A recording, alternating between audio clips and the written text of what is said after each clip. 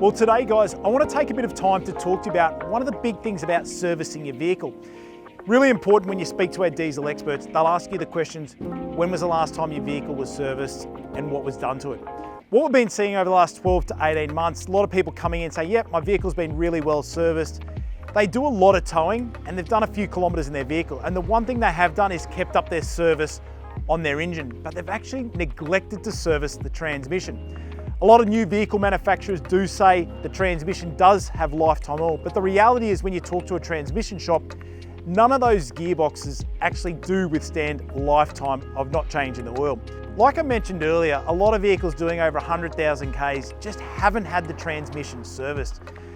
What does that mean? It starts to cause problems within the transmission. Any gearbox shop will tell you you can't go long periods of time without servicing the transmission. So speak to a gearbox transmission shop about servicing your vehicle to ensure your gearbox has been looked after.